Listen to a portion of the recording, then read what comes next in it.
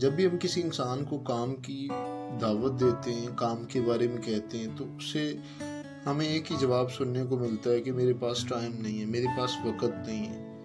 وقت ہوتا ہے لیکن وہ لوگ کچھ کرنا نہیں چاہتے۔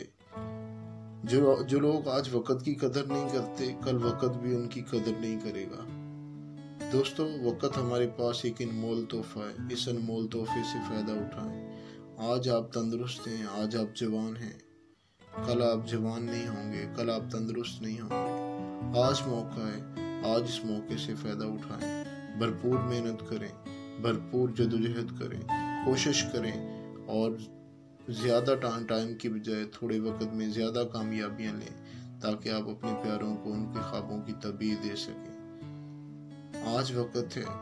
بہت سارے لوگ جو کہتے ہیں ہمارے پاس ٹائم نہیں ہے، ان کے لیے یہ بات، انہی 24 گھنٹوں میں ایک شخص نے محنت کی، قائد اعظم محمد علی جناح بن گئے۔ انہی 24 گھنٹوں میں کسی نے محنت کی، بل گیٹس بن گیا۔ انہی 24 گھنٹوں میں کسی نے محنت کی، ڈاکٹر علامہ اقبال بن گئے۔ انہی 24 گھنٹوں میں محنت کر کے فیس بک کے مالک بن گئے، ٹویوٹا کے مالک بن گئے، ہونڈا کے مالک بن گئے۔ تو آج وقت ہے، آج محنت کریں۔ 48 گھنٹے کا دن ہمارے پاس نہیں آنے والا، ہمیں بھی ان 24 گھنٹوں میں کچھ کرنا ہوگا، انہی 24 گھنٹوں میں آگے بڑھنا ہوگا۔ آج کے بعد کوشش کریں کہ ہمارا وقت ضائع نہیں ہونا چاہیے۔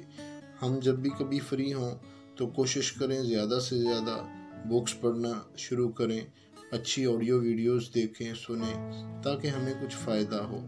ہمارا جو وقت ہے اس میں ہم کچھ نیا سیکھ سکیں، جو فارغ وقت ہے اس میں کچھ نیا سیکھ کے کچھ بڑا کر سکیں۔